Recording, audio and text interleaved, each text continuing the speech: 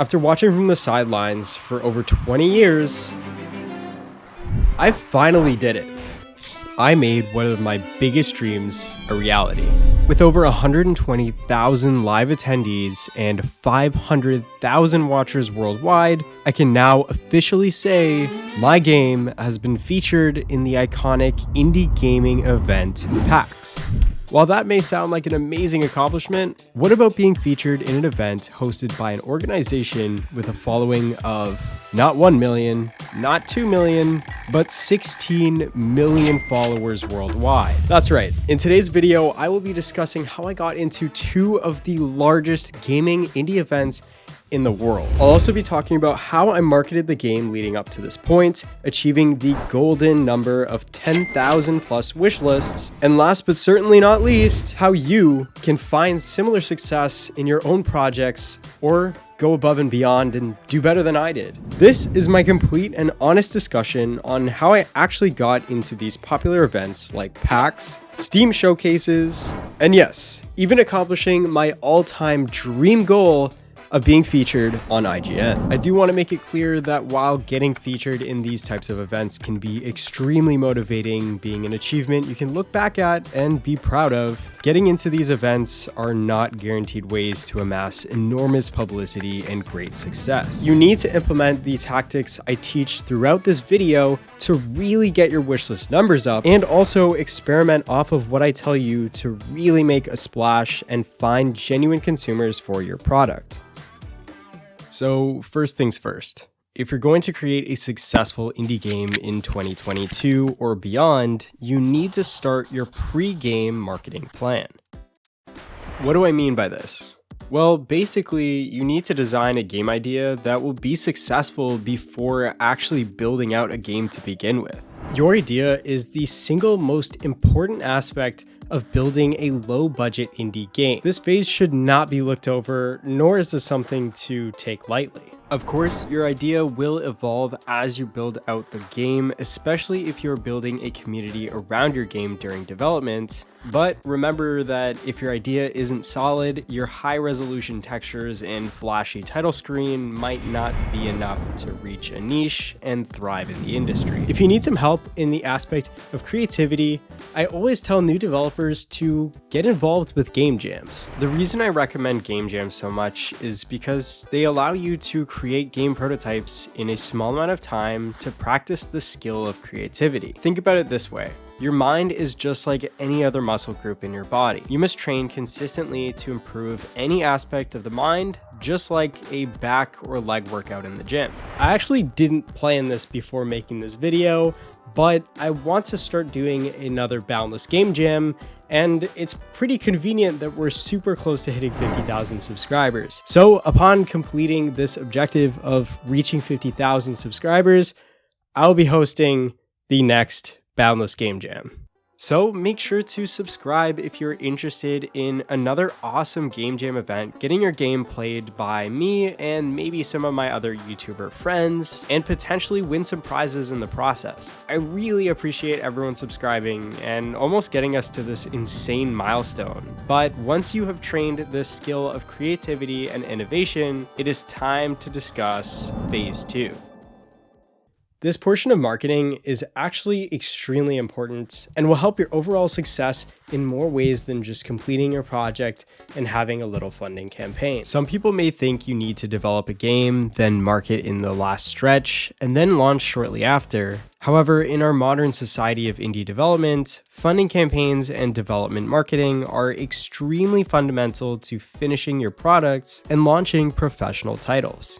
To keep it simple, choose 1 to 2 platforms for consumers to view your product so you can really focus down on a few specific skill sets in marketing. Whether you choose to use current popular methods like YouTube devlogs or Twitter posts, or more unconventional routes like Instagram Reels and game development forums, I have friends who have found massive success on all of these platform types. This really just boils down to what you find enjoyable and how you want to spread the word about your game. I use YouTube as an outlet to inform others about my project, but I also use YouTube as an outlet to speak my mind, and most importantly, I give my raw story.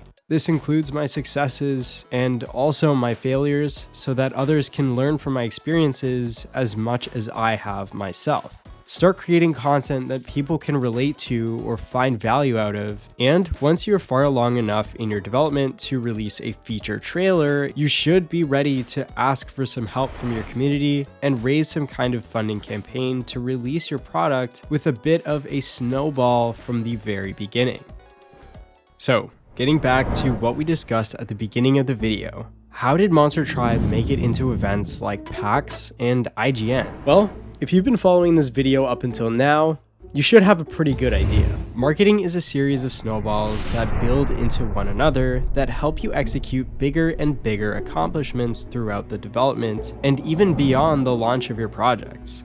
I created prototypes of games one after another until I finally found an idea that resonated with a decent sized audience. I used that foundation to build a community, which I then got those same fans to help me create a successful funding campaign, and the success of the campaign led new eyes to the project, including Steam themselves, to ask me to join their summer showcase event, and from there, more new eyes were intrigued by the project's newfound attention, which led to signing with my current publisher, Freedom Games.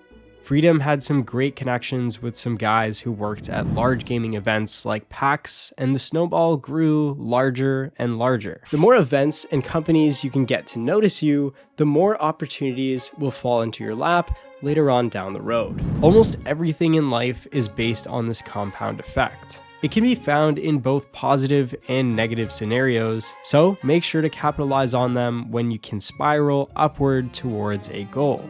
I hope you have learned a little bit more about how marketing an indie game is really executed. This is my specific story, but there are hundreds, if not thousands, of others out there just like me achieving similar results through a marginally different path of compounding scenarios. I use my journey as an example to help others find their own way. So real quick, if you need more help developing better indie games, then today's sponsor is a must for all you aspiring indie developers out there. If you're looking to go from hobbyist to one day a full-time professional game developer, the sponsor of this video, Southern New Hampshire University, might just be the perfect opportunity for you.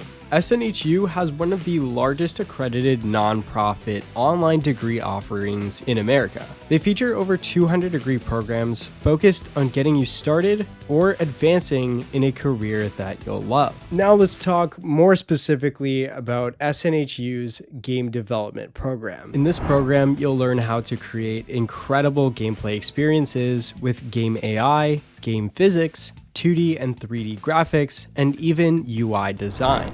You'll also learn computer programming languages like C++, C#, and Java. All of SNHU's programs are extremely flexible, allowing you to work anywhere you want at any time. Kind of like me, working 90% of the time out of my bedroom. Anyway, if you started college and never finished, SNHU will let you transfer up to 90 credits so you don't have to start over. That's up to 75% of a bachelor's degree and up to 33% of a master's degree. SNHU is extremely affordable. Their online tuition rates are some of the lowest in the nation and haven't increased in over 10 years. If you aren't happy with your current job or are looking for alternative schooling resources and want to make the switch to a career in game dev, go to snhu.edu/Reece, which will also be linked in my description. I've accomplished a lot over the last 2 years, but none of it would be possible without the support of you guys. I know I say this a lot in most videos nowadays, but you guys have quite literally changed my life, and you're the reason that I'm allowed to compound these snowballs and build bigger successes. So yeah, thank you.